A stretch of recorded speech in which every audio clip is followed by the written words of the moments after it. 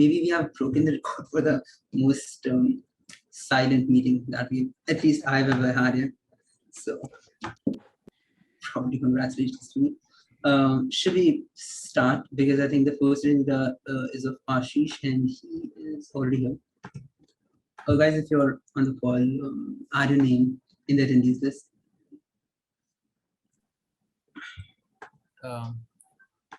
So wait a minute, I'm sharing the link to the doc.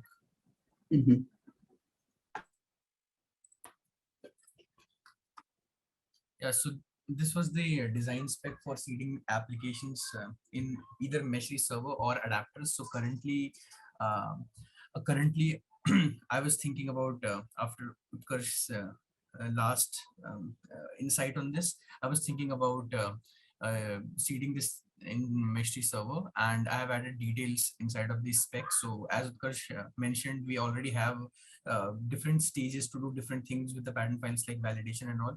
So I guess because we can use the first three stages, right? Up until validation, we can use those stages. And so I can give an overview of the current approach that I was thinking. And if anyone has any criticism or insight, then they can point it out. So I was thinking we can have a middleware after the session injector middleware. It would act just like a thin shim. So what it will do is we can have some kind of global flag or something to note that have we configured the seeded application, or have we seeded the applications. And it would be kind of a lazy load thing, because we would not seed the applications when the Meshri server starts. So when the first request comes to the /application something endpoint, this middleware, the request will go through this middleware, and it will see that, okay, so configured is set to false, so this is my turn to check. So what it will do is it will loop through all of the seeded applications and use the first three stages to validate against to validate basically, can this particular application be handled right now. If yes, then it will it will basically seed it to the database, send it to the database so that it can be displayed on the UI. If not, then it will skip that. And this would happen, and we can basically wrap this entire logic in a separate Go routine and spin it at different and have multiple triggers for it. For example, when an adapter registers its capabilities, then we can trigger this Go routine so that we can recompute. Okay, so this new adapter has came in, so can we now handle the this particular application or something. So I was thinking in these lines, although I have mentioned about this global Boolean variable, I don't think I should use that. So I was looking for some criticism or implementation details someone could. Yeah, actually, one of the things I think that we can do is, instead of creating a new middleware or triggering this thing in every HTTP call, what we can do is, instead of doing it there, we can probably trigger it somewhere here. When any component of Meshri reaches out for registering that particular component, let's say workflow definitions or trait definitions. At that point, when we store that thing, we can trigger at that moment, okay, something new has come in, I'm adding it to store. In the next step is that, okay, let's verify if I can seed all of these applications. One of the advantages is that we won't be, first thing is that we won't be triggering this that often. That is, not every HTTP call would involve a check. Only this one would. And the second thing is that we are never sure that when the components can come in. So if there is a Boolean, an atomic Boolean, let's say, which is present globally, the issue with that would be that we or Meshri server is never sure than when a new component can land in. Let's say for any reason, a pod was not getting scheduled for 20 minutes. Now it has tried and now it has set the Boolean to true. Yeah, I've seeded, but it has not seeded all of the application which were actually relying on that Meshri Istio adapter, because till 20 minutes it didn't register its capabilities. So if you would do it here, and that is when stuff gets registered. I hope it is. No, it's not here. Yeah, it is here. So when stuff gets registered, we can just trigger maybe in the end here. Yeah, actually, the second thing that I was mentioning, I was actually talking about adding the Go routine here. So you're saying that we can just go with the second thing and just not have the first thing at all, that middleware thing. Yep. Because I think unless until I'm missing something, we would be able to handle all of the edge cases just by, I mean, if we just trigger things here. And regarding the stages, I think the three stages that you were mentioning were the service identifier stage, The and filler stage and the validate stage. validator stage. Yeah. Okay. Yeah, I think that would do. Yep. Yeah, that should So actually. if the validator is Yeah.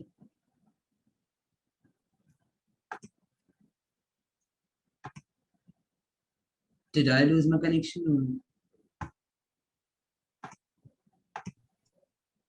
No, I think Ashish. Okay, thanks.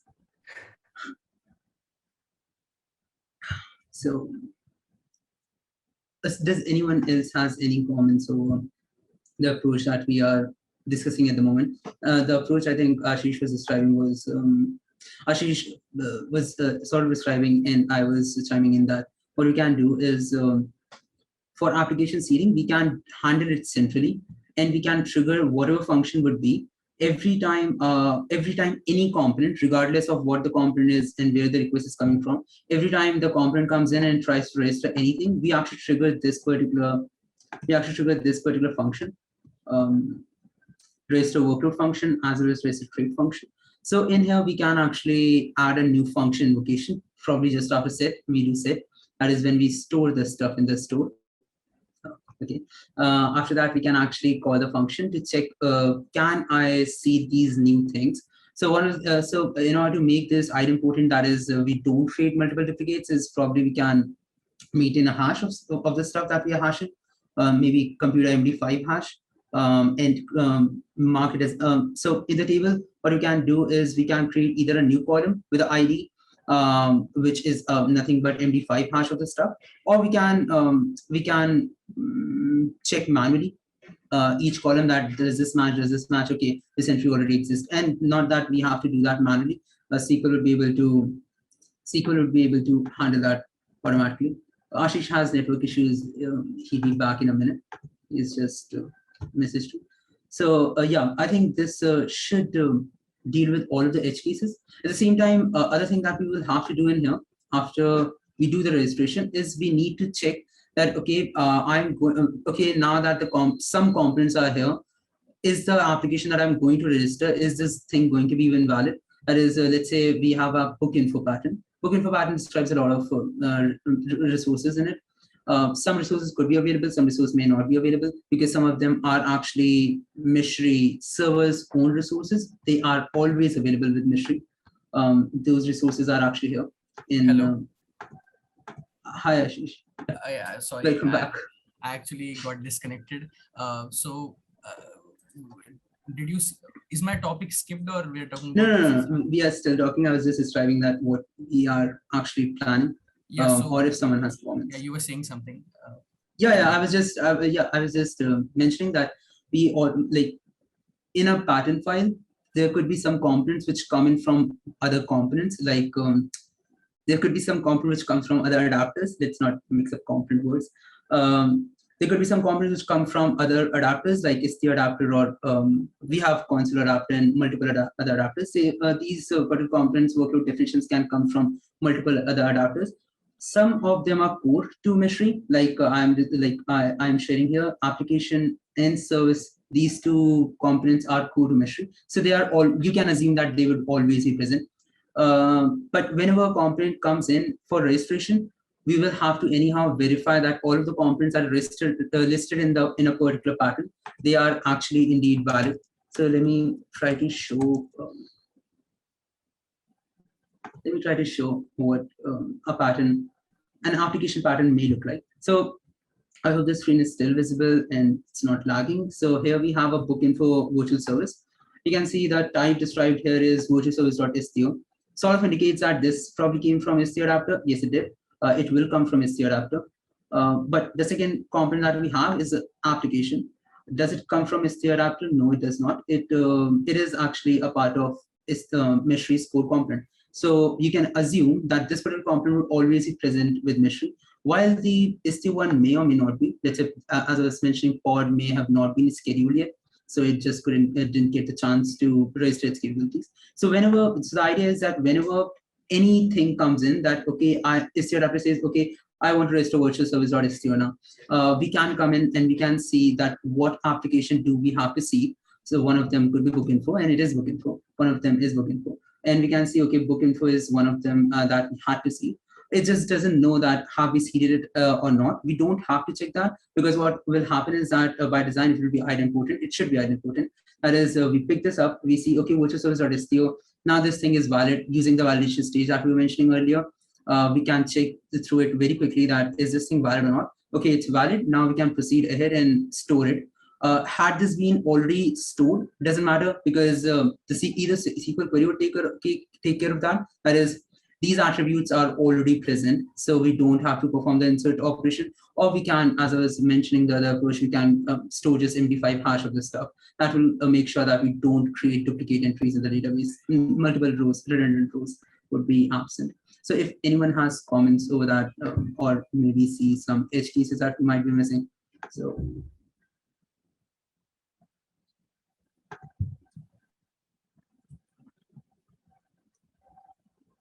yeah, so should I go with should I go with duplication or checking with hash? What can be a better approach in the long term?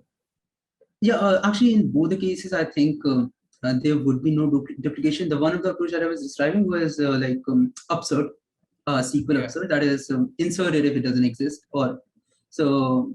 So basically, it was the hash thing is just an optimization. You just completely skip that. Absurd. Yeah, but sort of optimization. I'm not sure how compute intensive MD5 hash computation is, because we will have to do it every time. So we can just skip that and just rely on the absurd SQL. list. Yeah. I think so. Yeah. Any comments over that? Yeah, okay. Looks fine to me. I will after the pending PR that is right now, I think I can initiate a PR for this in 1 or 2 days. So you can review it and tell me if any changes that are needed there. Okay, and I'll reflect this conversation in the design spec. Okay. Thank you. So we have our next item. It's a demo from Gaurav. Do you have this Gaurav here? Yeah. Yeah, I'm sure. I'm audible properly, no? Yeah.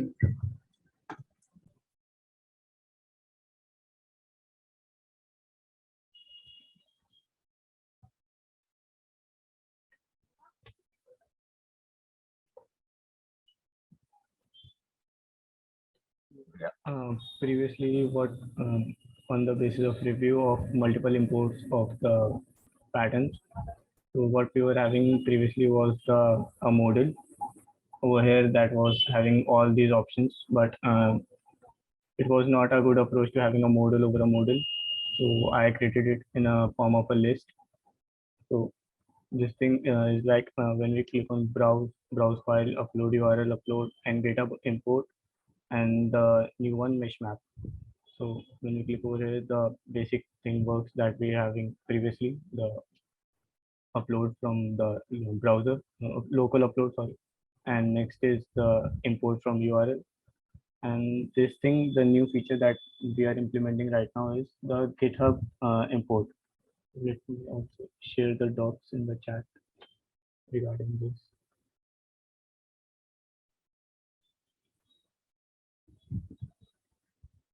Okay.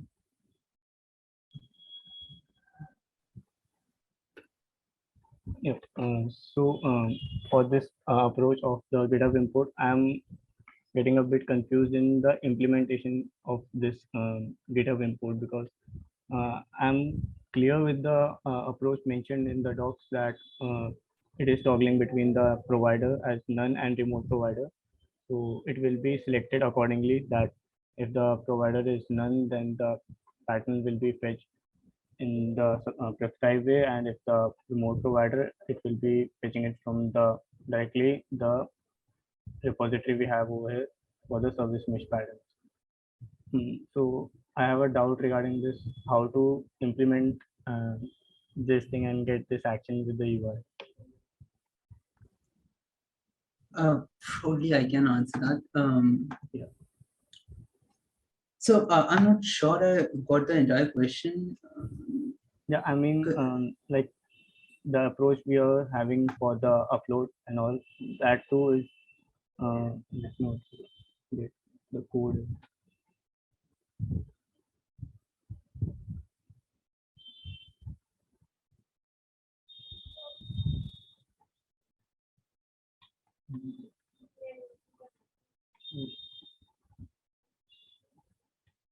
Okay.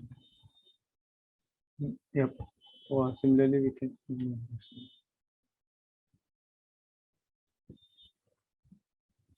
Yeah. So for the browser file upload, we were having a import and all the handlers already declared. But for the and the endpoints were also declared for the local upload. So similarly, I have to create endpoints for this also, because um, this approach is not getting clear for me, like how to implement these things. Yeah, actually, so if you can you go back to the code you were showing? Um, We'll go to on-click the handler. on-click handler. Yeah.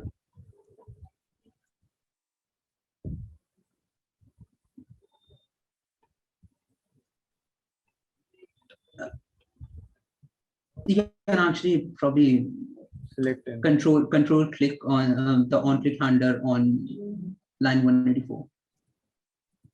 184. I think all of them are same. yeah, On-click handler.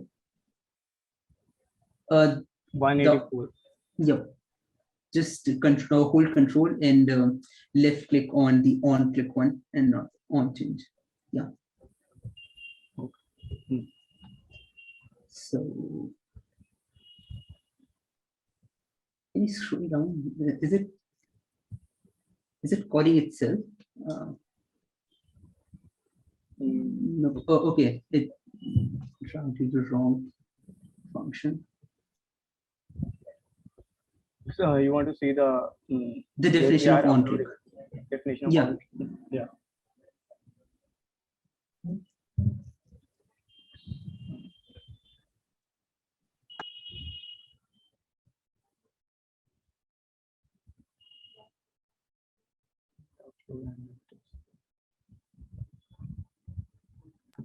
If you would just scroll up a bit, I saw what I was looking Yeah, for. this one. Yep. So here, if you would see JSON.stringify pattern data, the body of this, I mean, this JavaScript object. This JavaScript object is right now only has one field, pattern underscore data, which is nothing but it encapsulates pattern file as a string. This body is the only thing which will be changed when you will call that particular endpoint. So if you would let's go back to the doc while we have this particular body in our head. So right now the JSON object or JavaScript object that we have in 2A or 2B or 2C, these objects in the object that we were looking in the code, they are exactly same. So the attributes are different. Yes, they are different. When you would specify pattern underscore file or pattern underscore data, I just forgot. If you would describe that in the object, in that case, the API assumes that, okay, you are uploading a file. If you won't specify that, instead if you would specify these attributes, that is URL and path, in that case, if the URL starts from github.com, there are other considerations that take into place that the server takes into account, and then it imports the stuff for you. However, if you give the URL like like it is mentioned in C or 2C or 2B, in that case, it will actually upload the or download the stuff in other fashion. By other fashion, I basically mean it will just send a HTTP request, and whatever data comes in, it will try to store that thing into the store. So now, what the implementation would look like, just like you are doing a post request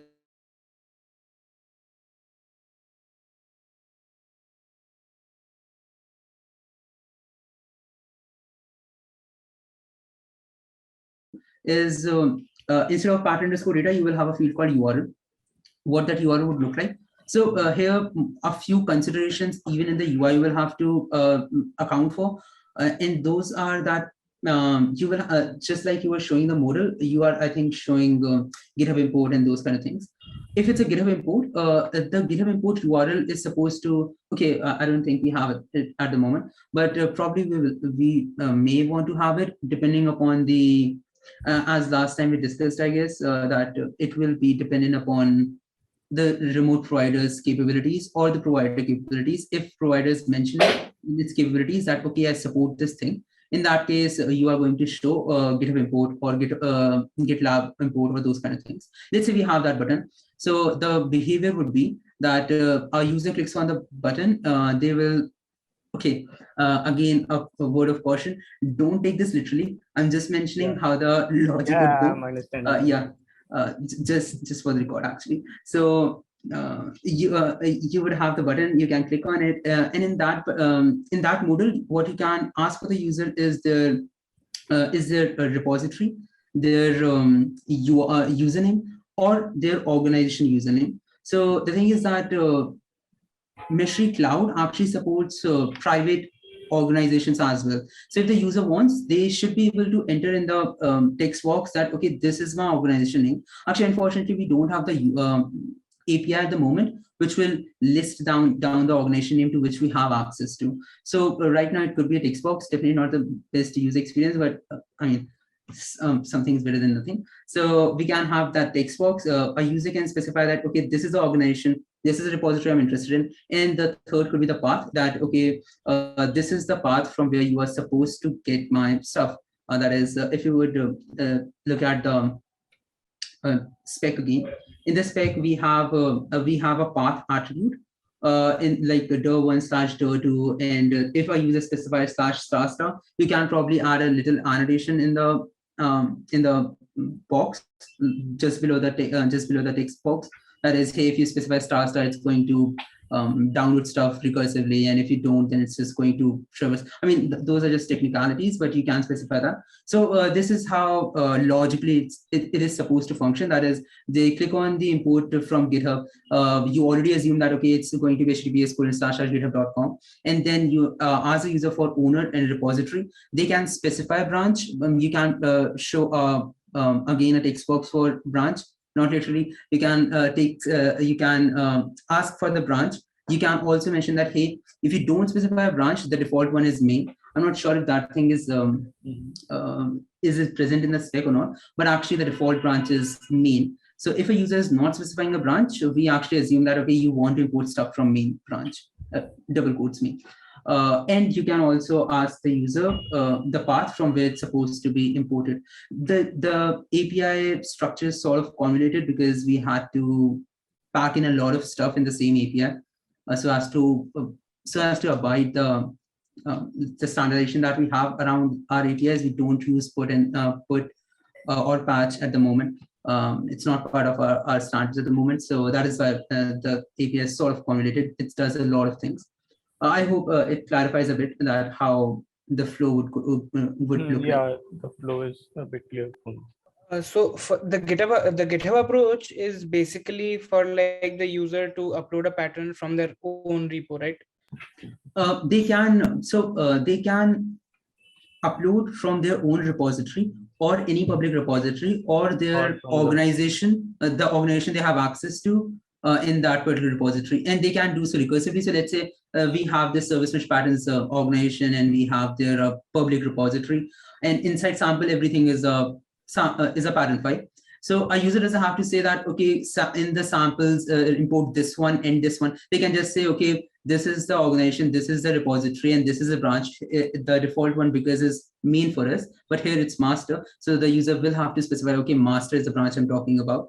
And from there, import everything recursively from samples directory. They don't have to specify every file they want to import. The rest will be taken care of by the provider. It could be non-provider, it could be remote provider. In this particular scenario, both of them would work. Yeah, okay. Does anyone? That makes sense for that. Basically, okay. So for the UI, we would have to like figure it out a little better. So it will not be like a simple model. We would have to ask for more information. Yeah, for GitHub import, definitely we will have to ask more information. And if someone has UI comments, please do. I don't have. Yeah, Gaurav, if you could, can you open that? Can you open message? Yeah. Yeah, that UI is not at all like if you're thinking If- that if it you're is a sticking with final this- one, no, it is not. Yeah, but if we're sticking with this, could you just get the logos a little bigger? Seems a little small, right? Logos? I mean, Yeah, like, this one. yeah, these, Okay, the yeah. top-down logos. Yeah, these. Yeah, okay. Okay. That's fine. Yeah, thanks, Utkarsh, for that. Any other comments for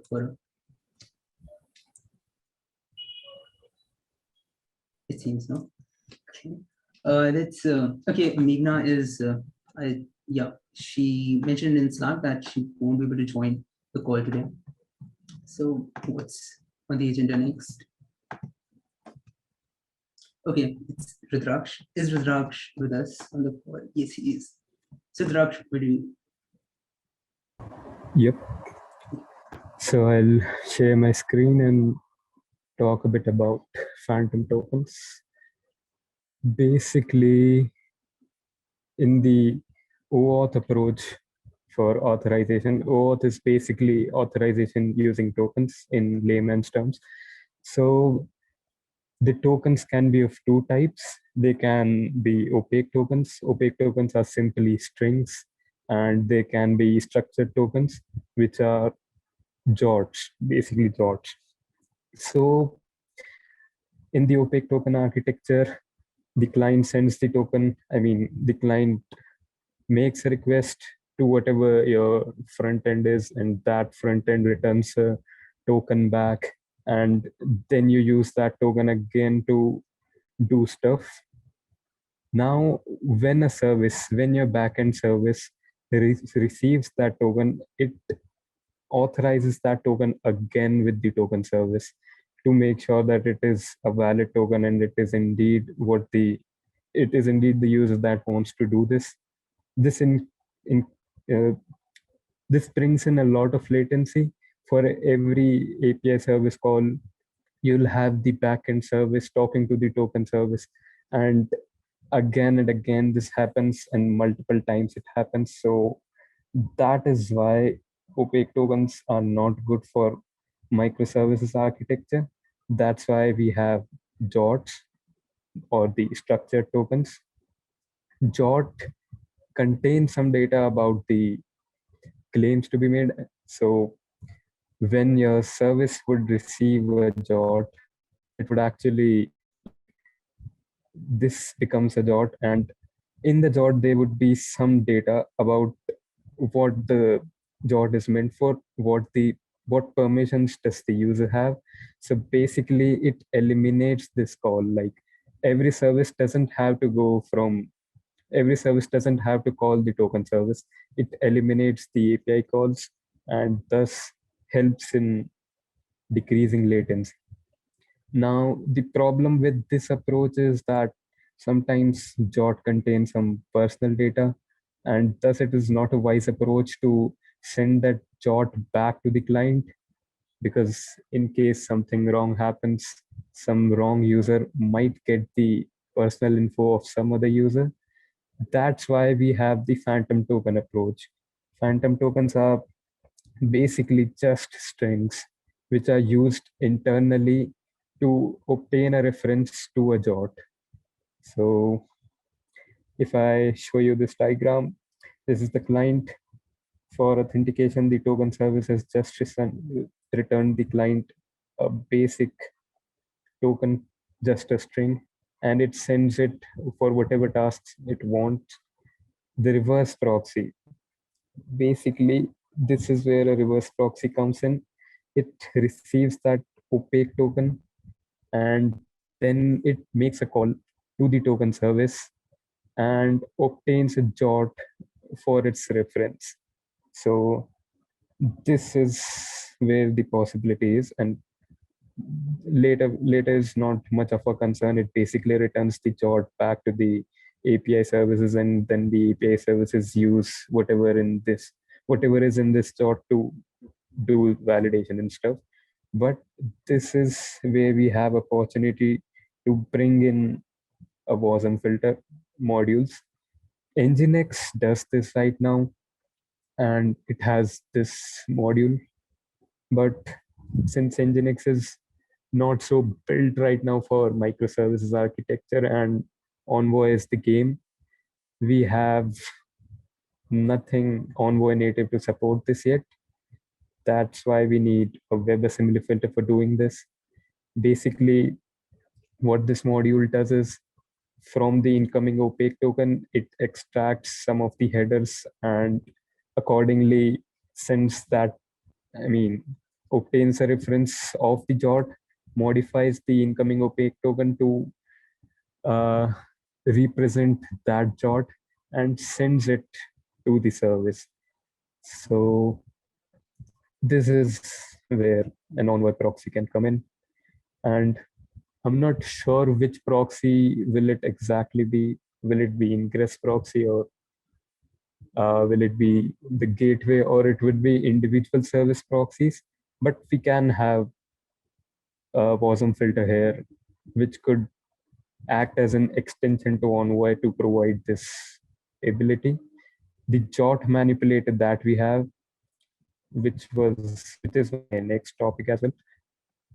I haven't been able to look much into it, and I've reached out to Pranav. Let's see what he has to say. But basically, it is doing the same thing. It is to an incoming token. It is adding some headers and deleting some headers and doing all that stuff. This is what we want to do with the incoming opaque token. And I think with some modifications, this can be used for our use case here. So we can make a WASM filter which can be used for providing the use case of phantom tokens. And where Meshri will come in, basically, to use this filter, you'll need to use Meshri in order to specify all this configuration. You'll have your own claims, you'll have your own payload data for that token that you want to extract, and that is what you will specify to this filter, and that's how you'll obtain it. So Meshri provides a way to configure that. So yeah, we'll be targeting to modify this a bit to fit this use case as well. Questions?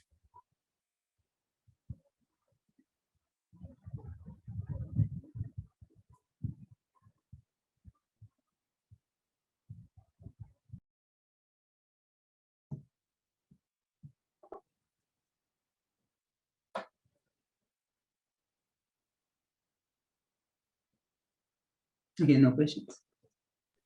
Rudraksh, actually, Pranav is not on the call, so probably you will have to, or if you have not, as you mentioned, you haven't looked into it yet, so we can.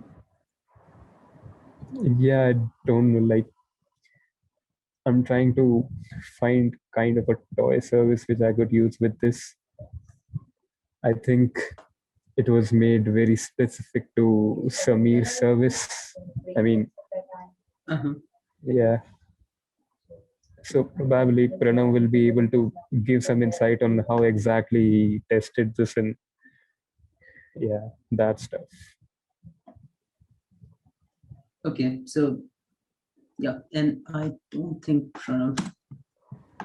Yeah, or what we can do is we can move this agenda to next week. If Pranav, we'll ask Pranav to come in on the meeting and try to explain it to us. And if he doesn't, or if he cannot make it to the meeting, either you or I can take a look into this and provide docs for this particular thing. Let's not keep it blocked for Pranav, because I think this is the second week now. Yep. So, Zan, do you want to demo? Yeah, hello. Yep. I'm not ready actually with the demo today, so can I do it? Yeah. Do you have any updates? Get the centralized, but I'm having an issue with centralizing the props as well. So I have a blocker there. I'm trying to figure out. And Gaurav has said that it helped me, so Actually, Zan, I couldn't hear the initial parts. I just could hear that you had a blocker with centralizing props, but I couldn't get the context. yeah, hello. Yep. Yeah. I'm at the hostel. The network is a bit low here, I guess. So yeah, I had blocker with centralizing the props as well. So Gaurav has said that he'll be helping me with that. So I'll probably figure out. Demo is not ready yet as of now. Okay. Yep. No issues. Let's move on to the next item then, which is me. Okay. Actually, so this is something. Let me share the screen. That makes sense with the context. There is. So last week, actually, because we are not short on time and we have a lot of time, we can probably discuss this a bit. This was something that Samir, I think, asked last week, and that was how do I debug WASM filters, Envoy WASM filters, because he had an issue that they were creating a filter, it was malfunctioning. They were not being able to even get to know the fact that is the filter even running, because unfortunately by default, it's not unfortunate, it's desired. Actually, Envoy doesn't log stuff unless until a particular filter crashes. The reason they don't do so is because there are two reasons. One is obviously writing to a file descriptor is extremely costly operation. It's a very costly operation. You would want to avoid that in a very high performant Envoy proxy or any proxy. And the second reason is it's not very straightforward to serialize and deserialize that data that comes in from WASM environment. What happens is that WASM actually has access to a linear memory. And that is the only thing it has access to. There are some exports, the default exports that can have access to, and some of them are supported by every WASM environment. Some of them are not. So, for a matter of fact, I think Envoy uses WASM time environment, and WASM time doesn't support a lot of default types since 2019. So the only thing that remains to exchange data is the WASM linear memory.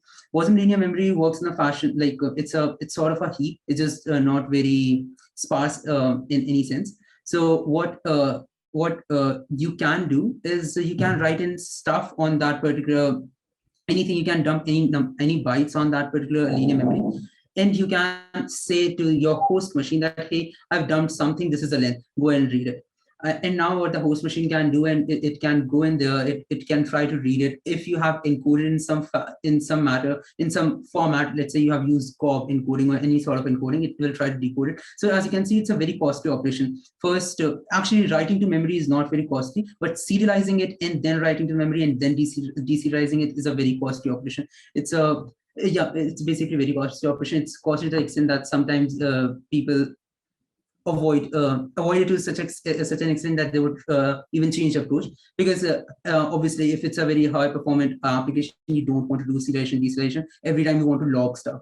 So but because we are here for the solution, not that why it's not by default. So the solution is that actually I looked into the Rust SDK of that Envoy offers, and as well as a Zig SDK. I'm not sure who is using. I mean, is someone using Zig language? I know people are using Zig language, but is someone using Zig in their Zig extensions in their Envoy? So, for if you talk about the WASM REST SDK, do they provide logging? Yes, they do. They have an API for logging stuff. So if anyone is, that's not the file intended to click, but fine. So if anyone wants to log stuff, they definitely can. And because I was mentioning that it's a very costly operation, and probably is suitable only for debugging, they even provide you they even provide you the ability to set the log level, so that you can control it to the extent that, okay, log only these stuff. Because again, I mean, I'm mentioning a costly operation a lot of time because I want to emphasize that you probably don't want to log stuff unless you absolutely have to debug things. They have a very nice wrapper over Logger, so you can see that they have set log level as well as logging function. This is a logging function that they have. Any serialization, deserialization, you don't have to do that manually, because the actual core logic for serialization, deserialization is actually in host calls. And the wrapper that we have, that already takes care of serializing and deserializing your data. So as I was mentioning, that every time you have to log stuff, you have to not only specify that what I want to log, you also have to specify that, okay, this is a length. But this function signature isn't like that. It's just record logged stuff. The reason it's not like that is because the wrapping is very elegant. It takes care of specifying the length and those kind of things and writing stuff to the linear memory. So if you would see the function signature, which I found earlier, and I cannot find it at the moment, but you do have to specify the length when you want to log anything. Yeah, this is the function signature. It's an unsafe, not relevant, but the relevant portion is that, as you can see, if you want to log anything, this is a host function proxy log, a very nice and elegant wrapper is already here. You don't have to specify the length. It is being calculated internally. And the logging function, the logging signature that we saw earlier, it was not taking string, it was taking a record struct. Again, the serialization, deserialization is taken care by this particular SDK. So it's a very nice wrapper on top of the native bindings, native AVI that Envoy offers. So if anyone wants to log, you definitely can, at least in Rust SDK and in Zig SDK. I'm not sure about C+ SDK, but because I think most of the filters that Samir uses, it was for his use case.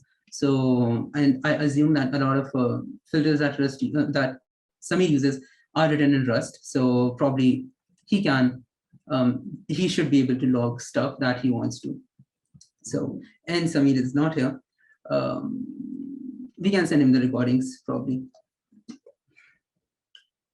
I don't expect a lot of questions here, but still, let me ask: do anyone have any questions here regarding anything WASM?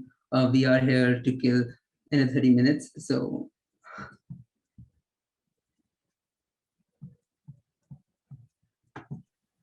Will those logs also depend on how the WASM file, not the binary WASM bytecode, is actually transpiled? No. So regardless of, so what happens is that whenever a host function declares an ABI, it's completely independent of its of how the WASM was either compiled. Yes, how the WASM was either compiled or how in what language it was loaded.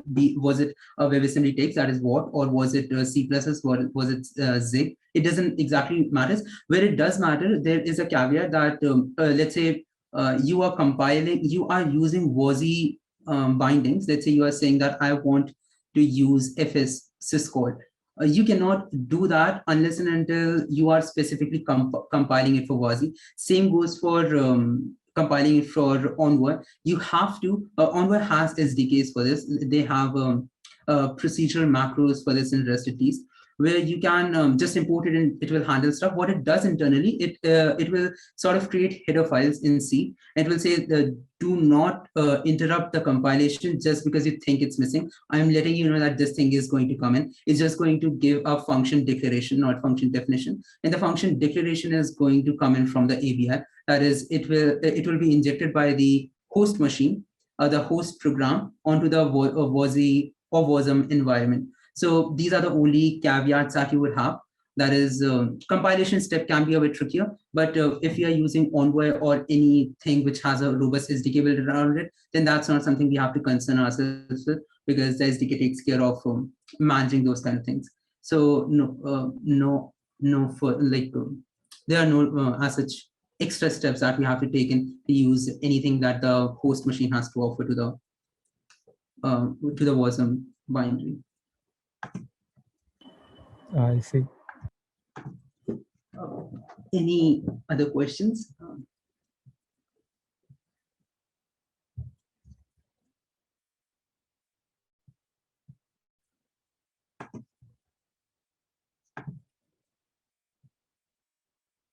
Well, it wasn't called. We can discuss anything WASM so if you want to. I am looking into WASM these days, so you can ask as many questions as you want to. Not that I would know answer to everyone, but I would get to know what I don't know answers for. So it would be good for the call for me, for you. So yeah. Is it correct to call it a WASM binary? Because I think it is not binary, it's actually bytecode, the one that is similar to the one that runs on JVM and similarly it runs on WebAssembly. Actually, so it's as similar to like so the things that we actually compile the Go binary, that's not actually binary. So it's sort of similar. Not that it's bytecode, but it's not binary either. Okay. So I hope. I mean, I'm not sure why we use that terminology, but sort of makes sense. Yeah, we are very lenient with terminologies, probably.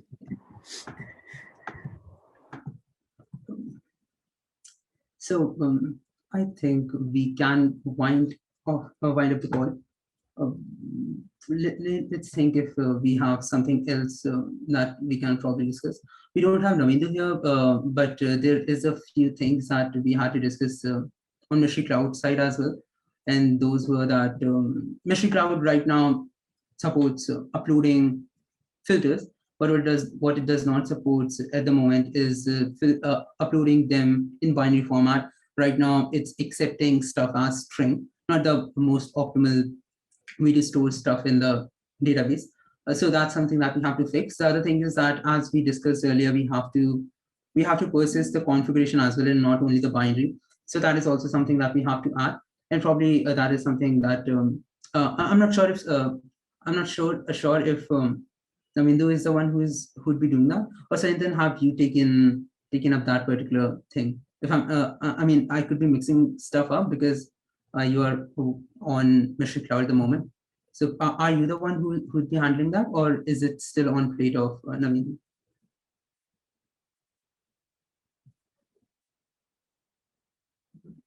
And I hope I was audible all the while. Yeah, don't worry. You were audible. Yeah. Okay, thank you. Okay, probably we lost something. That's fine. We have agenda for next. Hindu is working on it because now isn't Shantan working on deleting admins from the Mystery Cloud? Yep, yeah. He is working on that. I assume that because Namiju's plate is sort of overspilling at the moment, so probably it was moved to sentence plate. As I was mentioning, I was not sure if it has been moved, but it's been a while. I think it's been 3 weeks since we last discussed that thing. So probably it's time to move ahead with that particular task. So probably I'll discuss this with this thing with Senthan and Navindu off the call. I don't think we have other things to discuss. I'm giving like the last chance. You can question anything, wasn't? We can discuss stuff. No? Okay. You can wind up the call.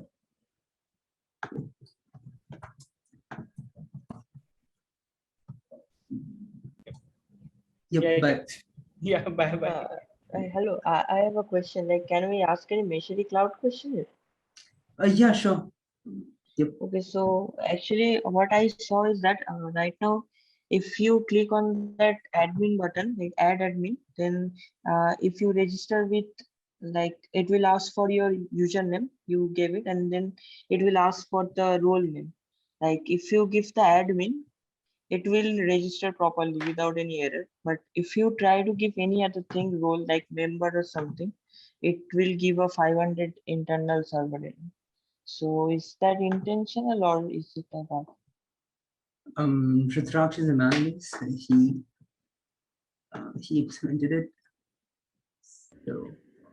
So what exactly is returning a 500? So actually, when you click on that admin button, it will open up the model, and it will ask that give your username, and then it will ask for the role name. And in the role name, if you provide admin, then it will show that it's a 201 request, so it will be properly shown in your UI. But if you give any other role like member role or something, it will show nothing. It will give a 500 server error. But that thing will be registered in your database, because if I do the same thing with the Docker command, and if I want to enter that same username and member role, it will show that it already exists, but it does not show up in the UI. Okay, I think you might be trying to querying the endpoint, but actually that endpoint doesn't exist. So yeah, let's talk about this after the call. Yeah, sure. Okay.